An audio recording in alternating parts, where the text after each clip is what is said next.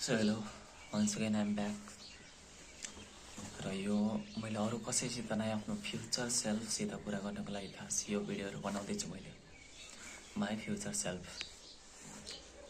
मतलब म आजभन्दा 5 वर्ष अघि अब फ्युचरमा कहाँ हुनेवाला छु, त्यो सबै म राइट ठाउँमा हुनुपर्छ। त्यसको लागि त्यो कुरा कन्फर्म गर्नको लागि, त्यसको लागि आजबाट मिहिनेत गर्नको लागि मैले यो काम गर्न सुरु गरेको।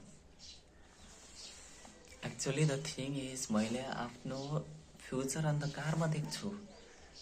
द्याट्स वाइ आजबाट मैले हिजैबाट डिसाइड त पहिल्यैबाट गरेको थियो। मैले काम गर्छु युट्युबमा, अरू तरिकाले आफ्नो लाइफ ट्रान्सफर्म गर्छु, घरै बसेर केही गर्छु। मैले विदेश वाला चक्करमा अरू यस्तै हिसापिटा काम गर्ने होइन, बट एक्सन लिन सकेको थिएन। The thing is I was unable to take action. But अब वन्स अगेन मैले पहिला पनि 3-4 चोटि फेल भयो। एकचोटि अझै ट्राई गरौँ, फेल भए पनि के भयो, 3-4 चोटि फेल त भएको थिएन। एकचोटि 1 देखि 1.5 महिनासम्म कन्सिस्टेन्ट रहेको थियो, जसको भिडियोहरू तपाईँले यो च्यानलमा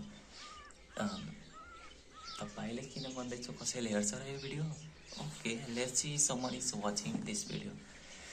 सो 1 महिनामा एकदम कन्सिस्टेन्ट थिएँ। दिन एक्सर्साइज गर्थेँ, मेडिटेसन गर्थेँ, मोबाइल कम युज गर्थेँ। त्यसको भिडियोहरू सबै मेरो यही च्यानलमा छ, एक्सर्साइजहरू गरेको। सो त्यसपछि के भयो, पानी पऱ्यो। एक दिन पानी परेर मैले के गरेँ कि त्यो तिमी स्किप गरिदिउँ, पानी परेछ। मैले छतमा एक्सर्साइज गर्थेँ, पानी पऱ्यो, त्यसैले मैले त्यो दिन स्किप गरिदिएँ आफ्नो एक्सर्साइज। त्यसपछि त्यो दिन स्किप गरिदिएपछि अर्को दिन एक्सर्साइज गरेँ मैले। त्यसपछि फेरि पर्सि पानी पऱ्यो। अब त्यो दिन पनि मैले एक दिन पहिले स्किप गरिसकेको थिएँ, जसले गर्दा मैले स्किप गर्न चाहिँ इजी भयो मेरो। मैले पनि क्या पहिला पनि स्किप गरेँ जस्तो एक दिन अझै गर्दै के हुन्छ। That was the biggest mistake of my life. त्यो दिन पनि मैले स्किप गरिदिएँ र यस्तै 2-3 पटक भयो, जसले गर्दा बिस्तारै म इन्कन्सिस्टेन्ट भएँ। मैले एक्सर्साइज गर्ने छोडिदिएर आज 4 देखि 5-6 महिना भइसक्यो मैले एक्सर्साइज गर्न छोडिदिएको छु। बट वन्स अगेन फेरि डिसाइड गरौँ न, फेरि गरौँ न, के भयो, 10 चोटि फेल हुन्छु, 12 चोटि फेल हुन्छु, बट ट्राई अगेन। होप अझै छ कि केही गर्न सक्छु मैले, जसको लागि मैले ट्राई गर्दैछु। So thanks a lot to me myself for trying one more time. यही हो, काम गर्नु इज सबैभन्दा मोस्ट इम्पोर्टेन्ट चिज आफ्नो लाइफलाई बेटर गर्नको लागि, सुधार गर्नको लागि।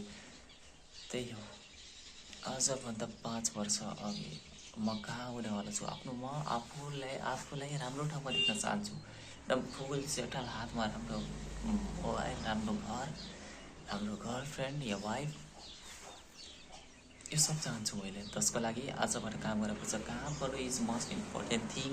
Fuck that comfortable zone. कम्फर्टलाई जस्ट स्किप गर।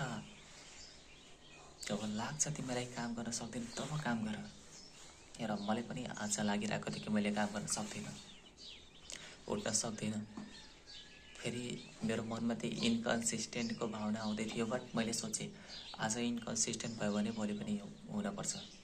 द्याट्स वाइ आजबाट मैले रेगुलर पोस्ट गर्छु। मसित केही स्क्रिप्टहरू छैन बोल्नको लागि, यो सबै मेरो लाइफ एक्सपिरियन्स हो। बिलिभ मी, जब कुनै मान्छे आफ्नो लाइफ एक्सपिरियन्सबाट बोल्छ, त्यसको जुन जिन्दगीको त्यसको जुन नलेज हुन्छ, त्यो यति पावरफुल हुन्छ कि तपाईँको लाइफलाई ट्रान्सफर्म गर्न सक्छ। त्यसले विदाउट स्क्रिप्ट बोलिरहेको छु मैले, विदाउट स्क्रिप्ट।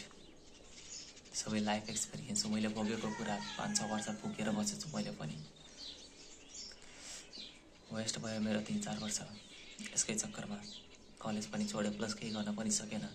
अझ पसेछु 9 देखि 5, 8 देखि 6 को काममा पसेछु। यति बेकार जिन्दगी। यसबाट निस्किनको लागि I am trying, that's why I am making this video.